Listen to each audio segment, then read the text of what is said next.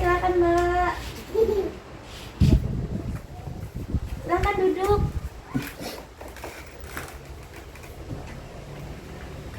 Sebelumnya perkenalkan, saya Bidan Nurul yang bertugas pada siang hari ini. Ada yang bisa dibantu?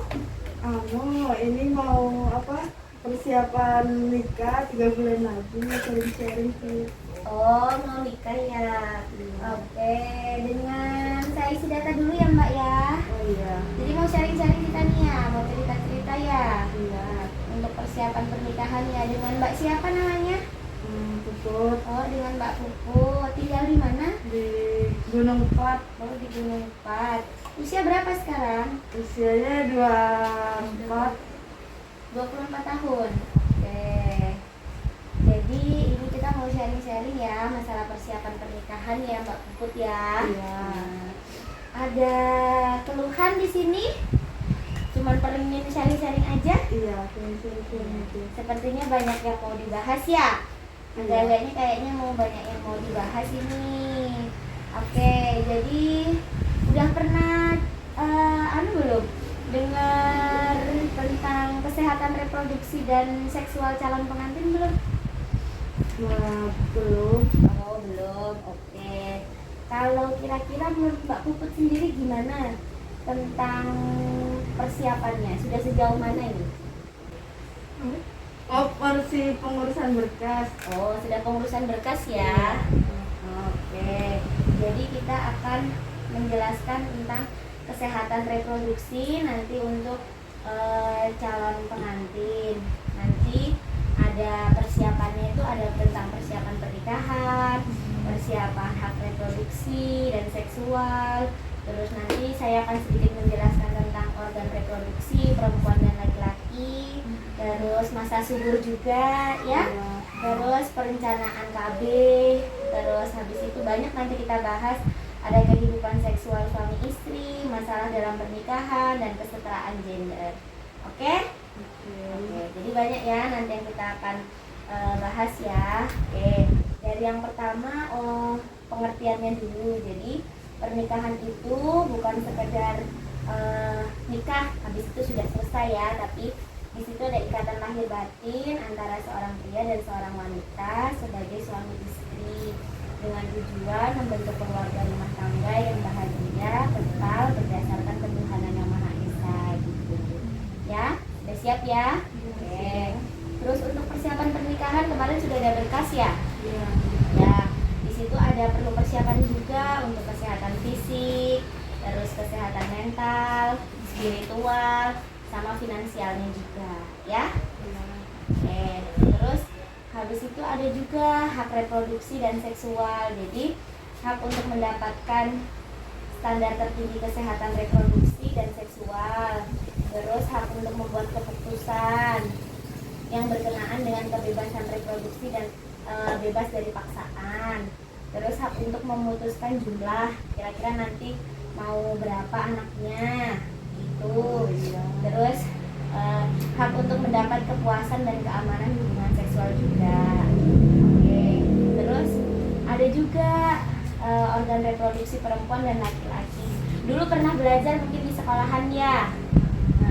Jadi yang penting tahu inti-intinya aja. Kalau perempuan itu organ reproduksi wanitanya itu ada vagina, tahu ya? Oke. Terus nanti ada serviks itu di dalam rahim. Terus serviks itu ada di dalam rahim. Ada juga saluran telur. Kalau saluran telur itu ada kanan sama kiri ya. Terus habis itu rahim. Rahim itu tempat buat berkembangnya janin ya. Kalau untuk organ reproduksi laki-laki sudah pernah belajar juga dulu di sekolahan ya.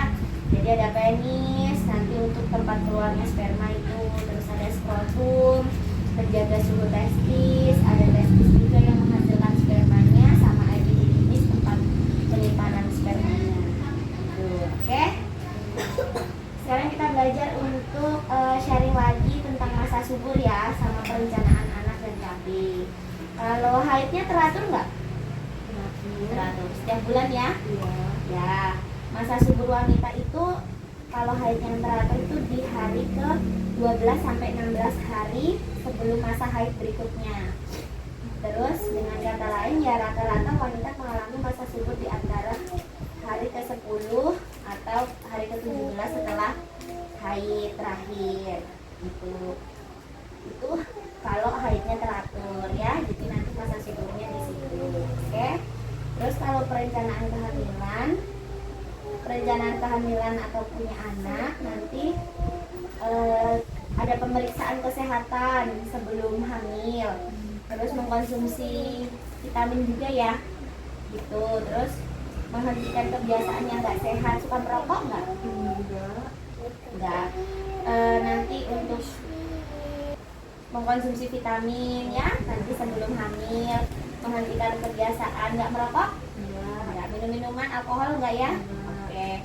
Terus diskusi nanti juga untuk persiapan fisik, psikis dan finansial keluarga ya. Untuk keluarga berencana itu nanti ada mau anaknya berapa, misalnya anaknya 2 atau 3, berarti antara anak 1 sama anak kedua nanti dijarak, jadi diatur pakai alat kontrasepsi ya. Nanti untuk menunda kehamilan, untuk mengatur jarak kehamilan, tujuannya untuk kesejahteraan ibu dan keluarga ya. Terus masalah selanjutnya ada kehidupan seksual suami istri. Kehidupan seksual itu yang sehat, aman, diperhatikan juga batas kontak fisiknya. Namun biasanya bisa ada efek bagi kehidupan suami istri. Makanya harus menjaga kualitas dalam hubungan, sama-sama mendapatkan kepuasan, saling berinisiatif. Terus biasanya rutin, tapi biasanya juga nggak terlalu sering gitu ya. Memperhatikan norma dan etika gitu juga dalam hubungan ya. Terus menjelaskan masalah juga. Nanti di sini saya akan menjelaskan masalah tentang pernikahan, karena di pernikahan ini harus ada kesiapan menerima permasalahan-permasalahan yang muncul dalam pernikahan dan juga cara mengatasinya ya.